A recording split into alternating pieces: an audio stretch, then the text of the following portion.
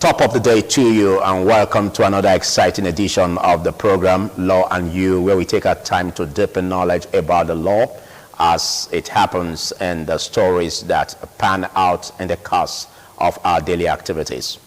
Today we're still on the Naira scarcity, looking at the pronouncement by the Supreme Court on the stoppage on the ban of the federal government on the circulation of the old Naira notes, pending the determination of the suit before them, which was adjourned to 22nd February.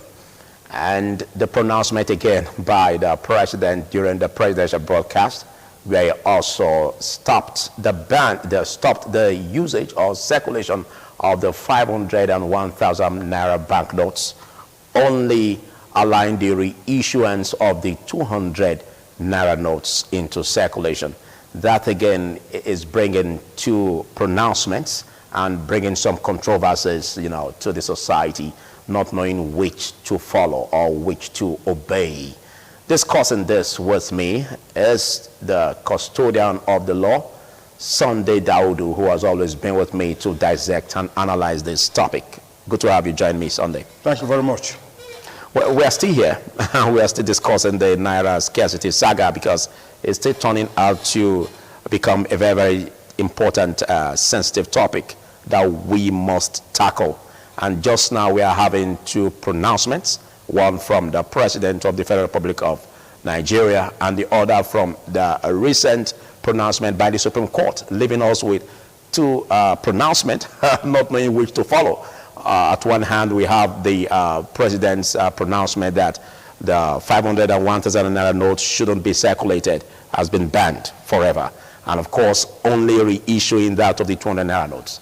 On the other hand, we have the judgment or pronouncement by the Supreme Court, which was before the presidential broadcast, saying that such a ban should be suspended pending the determination of the suit. Where are we? How do we describe this before the law? Do we still have democracy, or what are we practicing? Well, we're in democracy. What we are saying now is the beauty of a democratic system. It's a beauty of an evolving democracy, as it were. Now, the major question now is whether or not the Supreme Court adjournment of the suit and the decision of the federal government to insist on the stoppage of the use of the 500 note and 1,000 notes are in conflict. They are not in conflict. Decisions are not in conflict. They are not in conflict. They are not in conflict. The thing is that the monetary policy of the country is controlled by the Central Bank of Nigeria and the federal government, and not the court. The court does not determine the monetary policy of the country. Neither does the court has the jurisdiction to so determine it. But the legal question is whether or not the federal government should obey the decision of the court pending the determination of the substantive suit. The answer is actually the affirmative, that the federal government should in the interim obey the decision of the court while they wait the outcome of the substantive suit. But another question to interrogate is whether or not the pronouncement of the Supreme Court banned the Central Bank of Governor from exercising his constitutional mandate as provided by the provisions of the Constitution and the Enabling Act, which is the Central Bank Act. The answer is also in the negative. The Supreme Court decision does not ban the Central Bank of Nigeria in the pursuit of the monetary policy of the country. The reason is that first, the Central Bank Governor is not joined in the suit.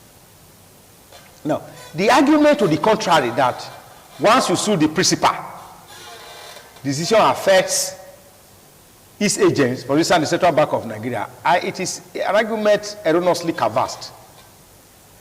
The Central Bank of Nigeria is a legal entity that can be sued in its personal capacity without necessarily suing the federal government for you to now say whatever you sue the federal government should affect the Central Bank. The Central Bank is not restrained by the ruling of the court of the Supreme Court. The Central Bank is not bound by the ruling of the Supreme Court because the Central Bank was not made a party. And a decision of a court, whether a ruling or a judgment of a court, does not affect a person who is not a party to the suit. So that is where now the Central Bank of Nigeria is not a party. You are being technical, and I will believe that some of our viewers are lost in this whole journey that you are trying to take us through. Now, you said that the pronouncement by the Supreme Court, does not ban CBN from carrying out its function. But do you look at the pronouncement by the Supreme Court, by the CBN and the federal government banning the circulation of the old Naira notes in 200, 500, and 1,000 Naira notes? And then the Supreme Court also said that such a ban should be suspended pending the determination of the suit. So what do you call that? Is that not a way of trying to stop the federal government from continuing with the ban pending the suit determination in the Supreme Court? I said, what do you call it? On the face of it, to persons who are not legally minded, yeah. Yes, of course. But this is law and you. We are deepening the law. What does the law say in such circumstances? That's what we are looking at. Not what the society will say. It is a law. But you are saying that the court's pronouncement suspended that ban? No, it doesn't. Oh. That's why I said, was the Central Bank joined as a party? It wasn't joined as a party. Now, those who went to court, why did they not join the Central Bank? Why do they refuse to join the Central Bank? Okay, then what was the pronouncement of the pronouncement? Now, what I'm saying is that you don't make an omnibus pronouncement for people to obey. It's like a person who is not in court now. It's not a court with anybody. Now you hear that there is a decision of the court banning everybody from free movement. Or banning everybody of certain people to court. Because no, if a judgment must be specific and directed to a particular agency or particular person. The Central Bank is a person in law. It's an artificial person. And it has an alter ego. So if the interest of those who went to court was to restrain Central Bank, they would have done Central Bank in the suit. Okay, but what was the notion of the pronouncement by the Supreme Court? The notion of the pronouncement of the Supreme Court was that the federal government should stop the purported deadline. Exactly. Now the question now that if you want to deepen that is that it is not the federal government, in quote, that gave the ban. It's the policy of the Central Bank. The Central Bank actually drives it, but what he does is he whatever decision is taking, he takes a nod from the president. Okay, but if now you say that the court, the notion was to stop that ban on the deadline pending. Yes. Don't forget, we must add that. Yes. Pending the determination of the suit come 22nd of February, which is on Wednesday this week. Yes.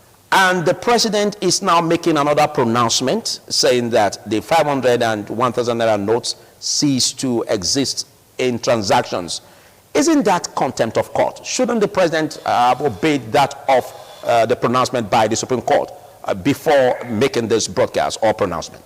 Now, if you look at the suit itself, the president was also not joined as a party.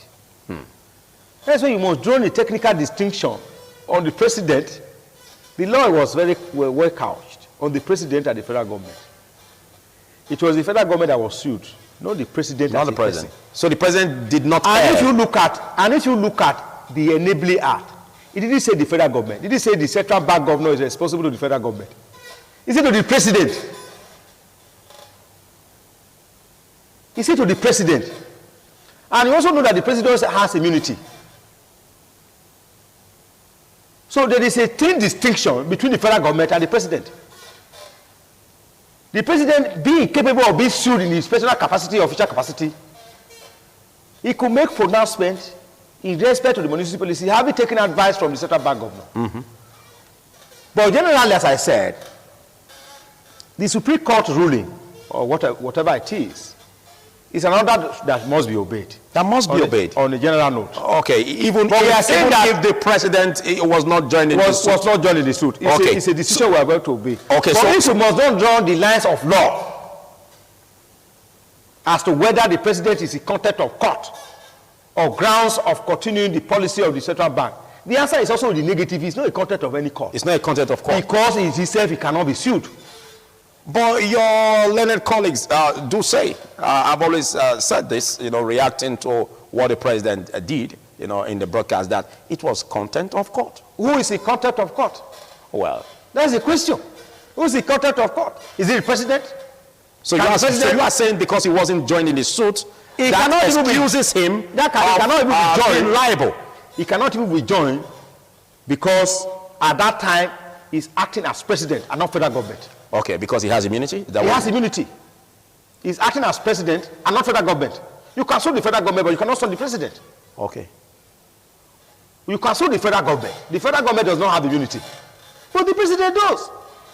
Okay, but this can wait till after the president leaves office, and then he will be sued. He cannot. So the actions while in office can also hold sway. His action while in office, where they are in his personal capacity, you can also sue him. Oh. Even after office. So he can't take a retrospective. No. It's not the issue in question. It's not the time within which you should file an action against him after he leaves office within 90 days. It's not. This action, this current issue, does not fall within that contemplation. There are actions of the president that if you cannot sue him now, you can sue him within 90 days after he has left office. Okay. This does not fall within that contemplation of the law. So the question is, somebody may come on here and say the president is in contempt of court. The question is, which court? Which court has jurisdiction to try the president now? Why is the president in view of the immunity he enjoys? You cannot. So the president is not the contempt of court. Okay, but you said earlier that the pronouncement should be obeyed ordinarily. So ordinarily. We are only drawing the law. Okay, are you saying that or not? Are you saying that based on sanity, decorum, and principles of democracy and of rule of law? And of rule of law. Yes, we should be obeyed. Yes. So being that we have a departure from this by the president, what do you describe? You see, how do you describe it? There are some peculiar powers of the president that cannot be reviewed by the court. This falls into that. So when you are drawing the distinction, you must now narrow down these functions of the president. Can it be reviewed by court? The action of the president, can it be reviewed by court? If it can be reviewed by court, then the issue of whether it's a contempt can hold sway. But if his decision is that of in a nature that it cannot be reviewed by court, then he's not a contempt of court. Okay. Now let's have a better understanding of what the law has to say in this direction. Now, concerning the presidential broadcast, what is said on the Naira deadline notes, can we say that the president before the rule of law is in order? Now, the rule of law, let me technically address the rule of law. The proponent of the extravagant version of the rule of law believes that there could be a system of government that is totally rule-based. But while that may appear to have some merits, it is unquestionable today that there is no system of government that can be rule-based without the element of discretion. What the rule of law frowns at is not the exercise of discretion. It's the exercise of an uncontrollable and wide exercise of discretionary powers. Okay, how do you describe the action of the president? Do you describe it as an uncontrollable? No, or an issue of an act of discretion? Yes, it's within that falls within the limit of sanity of the rule of law. Okay. Is discretionary powers permissible under the rule of law? The Constitution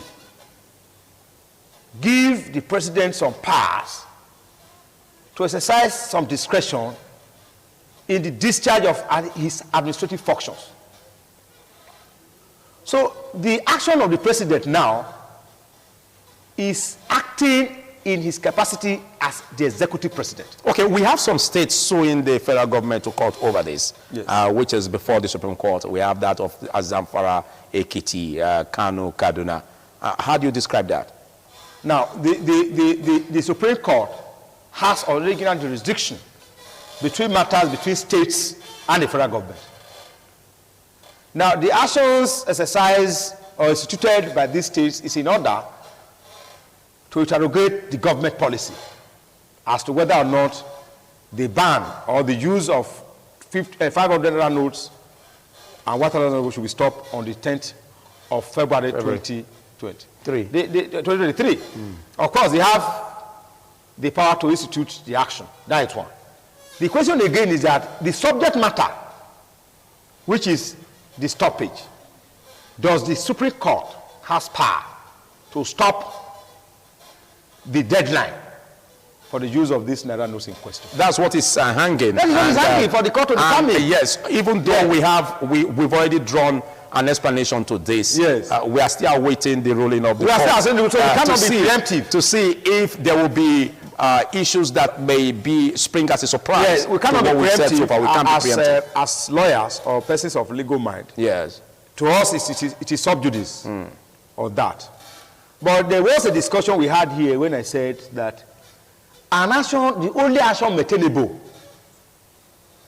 against the CBN is an action in the realm of an order of mandamus to compare the production of the acceptable Naira notes, the 100 Naira, 200 Naira, 50 Naira, 20 Naira, 10 Naira, and 5 Naira.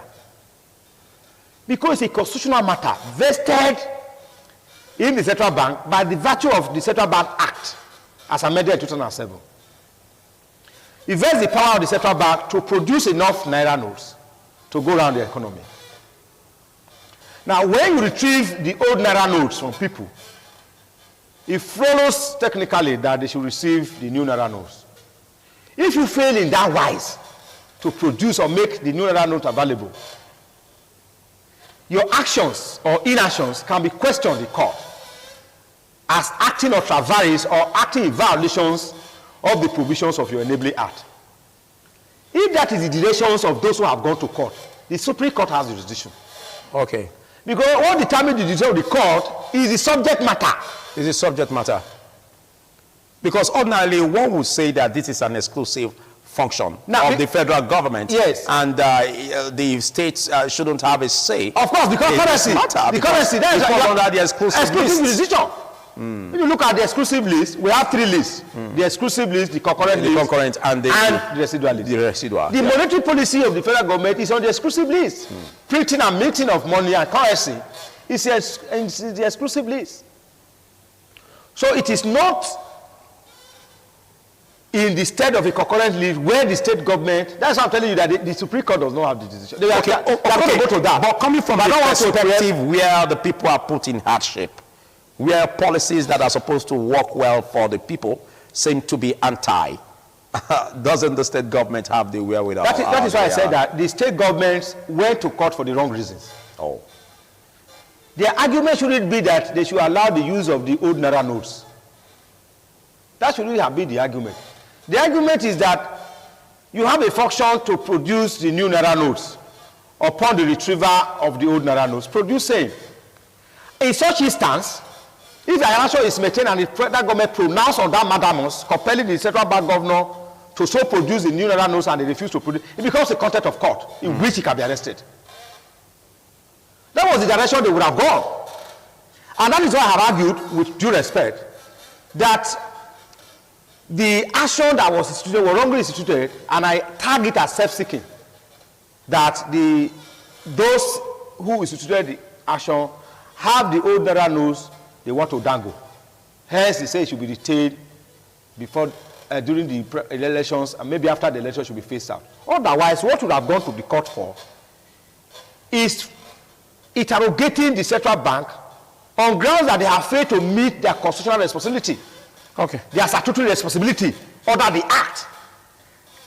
In such situations, the Supreme Court has a jurisdiction over it to compel the central bank governor to act in accordance with the provisions of the act. That is acting in accordance with the rule of law. If the rule of law has vested some powers in the government or in its agency, it is expected that the such agency must perform the powers in accordance with those provisions of the law. All right, thank you. Then a failure of which is actionable. A failure of which is actionable. Now, the central bank is in the realm of performing its functions when they get the deadline. They have not failed in that performing of the function. What they have failed to do that you can question is making the new Naira notes available. Now we have a challenge where the governor of Kaduna State, El-Rufai, is saying that the use of the Naira notes, the 500 and 1,000 Naira notes, should continue to be a legal tender. Now, where does that come from in the law? How do you explain that? Well, his statement is political. The Kaduna State Governor, Governor Defiles, has no power under the Constitution, has no power under the Central Bank Act to make such pronouncement that the new Naira notes or the old 500 or the old 500 Naira note and 1,000 notes should continue in circulation. It does not. It's not a party to those who regulate the monetary policy of the country, and as such, he cannot give a directive to his state to continue to use the old Naira. If it goes in that, it's a violation of the Constitution. It's a violation of upholding the laws of Nigeria, which is sworn in upon being sworn on as a governor. He argued and accepted that he's going to protect the identity of the country and uphold these laws. One of the laws is the Central Bank Act and the Constitution. The governor of Kaduna State, Governor Defiles, cannot make any contrary statement against the statement of the federal government, against the statement of the Central Bank of Nigeria, and against the statement of the president in respect to the monetary policy of the country. Thank you for your articulation. In case you're just joining us, this Law and You, and I still have the lawyer with me in the person of Sunday Daudu. We are on the issue of the Naira note scarcity, the saga that we have faced just now in the country, looking at vis-a-vis the pronouncement by the president and, of course, by the Supreme Court. Now, let's delve deeper into this aspect of challenges faced by the citizens. Recently, there has been issues, constraints over, dropping the 500 and 1,000 Naira notes in the Central Bank of Nigeria. There has been issues about that, while we hear reports that, well, for you to have that easily done at CBN, it should be from 500,000 Naira and above, while others who have smaller amounts are finding it difficult.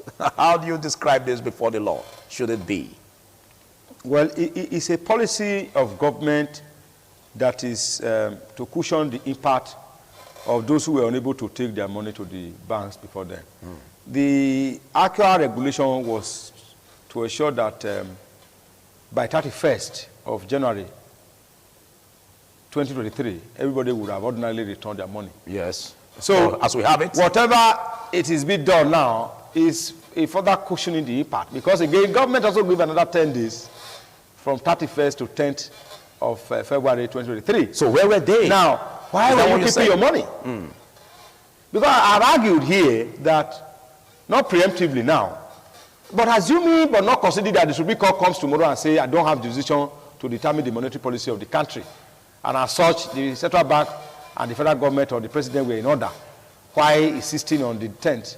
Where do you take your money to? Do you now blame the Supreme Court? No, but don't forget that you are saying, where were they? Why didn't they rush down and drop the money? Drop your money. But don't forget that they were not even having enough of the new Naira notes. No, that could be fair. No. That could have made some citizens to hold back. It shouldn't be fair. That was why I was saying that what the central bank governor has failed to do is not making up for the policy. You make up for any policy.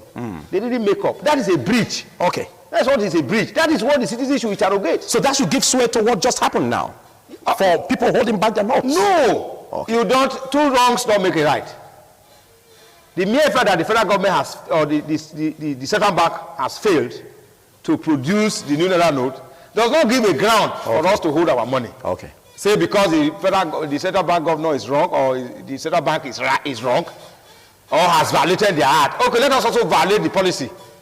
You are making two wrongs to make it right. All right. So, first, in the local palace, we said, obey before complain. You ought to have returned your money. Okay, in the final conclusion, okay, as we conclude, let's look at the way forward. What do you suggest the way forward in bringing a balance in these issues of the law? I have said it. It is immaterial whether the Supreme Court or any court in the land has jurisdiction to determine the monetary policy. What the central bank has shown is lack of capacity and foresight. It's a breach of the Constitution. It's a breach of the rights of citizens. It's a breach of the provisions of the CBA Act 2007 for the central bank government, or the central bank generally, to fail to produce the new Naira notes. Thank you. Thank you so much for taking our time to be part of this discussion. We just hope that in the next couple of days, where the Supreme Court will be giving its ruling on this, we just hope what could come out from it could be what will douse the tension that is presently being faced by Nigerians. And that could also form the basis for further discussions. It's been awesome to have you still with us on the program. And from Sunday Daudu. Thank you very much. And from me, it's goodbye.